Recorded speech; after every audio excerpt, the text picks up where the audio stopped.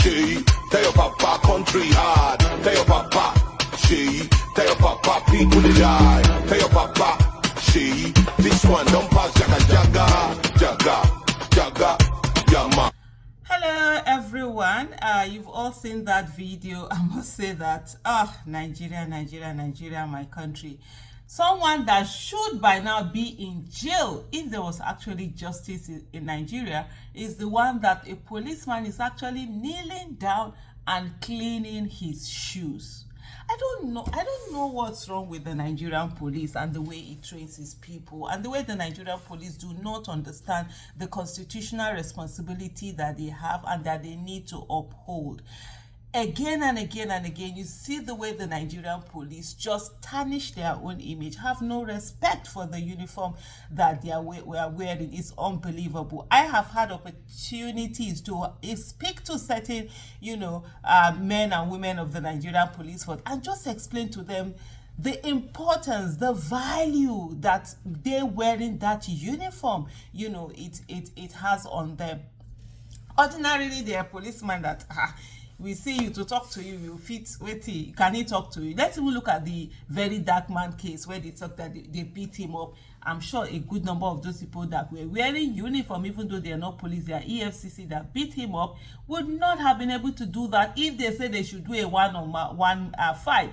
But because they are wearing uniform, you have to respect that uniform. But then we have a situation whereby the Nigerian police do not actually respect their uniform. We saw the other time where a Nigerian policeman was actually holding money that they were spraying and all of that. At the end of the day, the Nigerian police went ahead to, is it discipline or do something? They said they were going to do something to the policeman, put him through some disciplinary hearing panel, whatever it is that they call it. I don't think anyone has said anything about it. But what was so really very interesting and annoying at the same time about the whole case is that the people who were involved are yet to be prosecuted. But of course, they are children of who is who in Nigeria, and a country where there's no rule of law, there's no how there's going to be any progress in that country.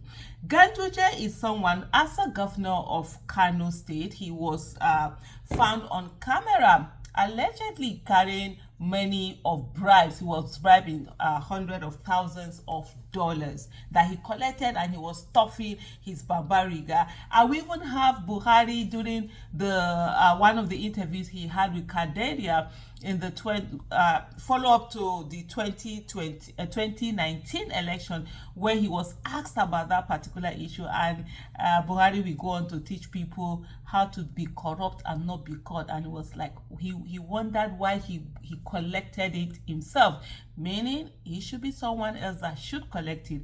Buhari did not go to condemn that particular act. So looking at this particular Ganduje, he was caught, and then the journalist who did the sting operation, who was the one that brought issue to the fore, guess what? He was the one that was actually prosecuted, and not Ganduje. And then Ganduje will go on to I will not say he was rewarded with a second term, because Kano people did not actually vote for him for second term, but they did their mago and they brought him in. There was a whole lot, that happened within that place. So you see this place where a policeman is comfortably kneeling down for someone who ordinarily, like I said earlier, should be in jail or facing charges or going through one thing or the other. EFCC up till now is silent on the issue of Ganduje, even though Kano State government has actually pressed charges against him in terms of that corruption. Sometimes when I see the EFCC chairman talking and then he's trying to feel, I'm like, is this guy, does this guy think he's fooling people, or is it that he has already fooled himself, that he thinks the lies he tells himself, he believes that when he's trying to say that, oh, they go after, they don't care where you are, what you are, whatever. Okay. Very cool. Let me just rest, let me just rest that case in that particular place. I've shared this story before, and I'm going to share it again. There was a time I went to a friend's house, and I was honking to get the gate open, and the next thing, a policeman in uniform came out and opened the gate. I called him. I said, "Okay, you're not supposed to open the gate for anyone, even if you've been brought here, you know, the way they attach them. This particular friend that I'm talking about has no any official whatever. So, but hey, people do take security agents to guard them and all of that. And I'm like, yes, do that. I say, don't belittle this uniform.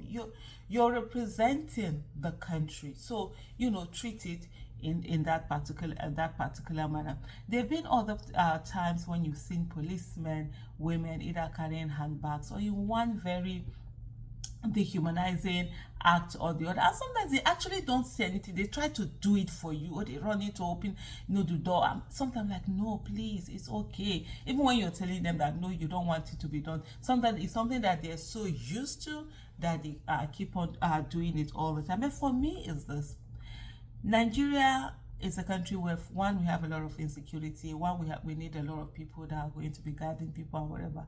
Why don't they pay for it? Yes, if you're going to carry police, but now I'm digressing a little bit, because Ganduje matter was there to say this is someone that should be in jail.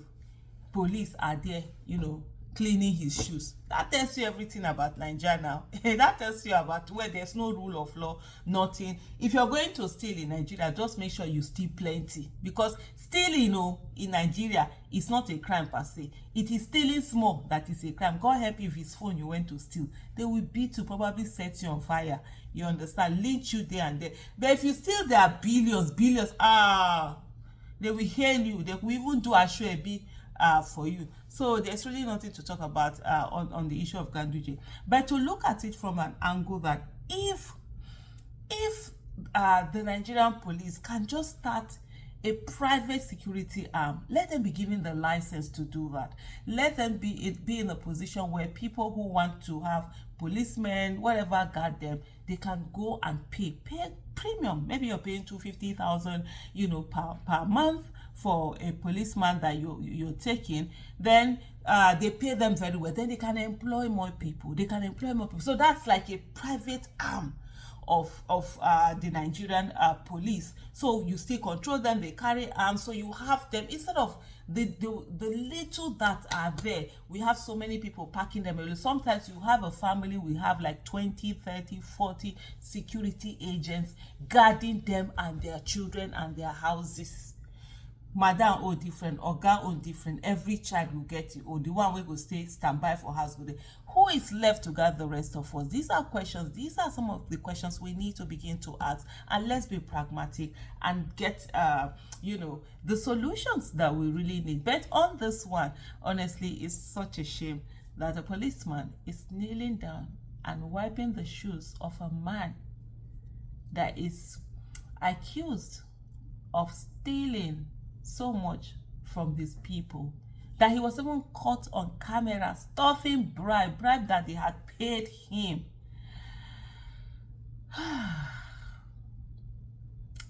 I don't even know what to say anymore. Honestly, if we don't reverse this thing, it's not going to affect us, and we must find a place where we are saying enough is enough. Thank you so much for watching.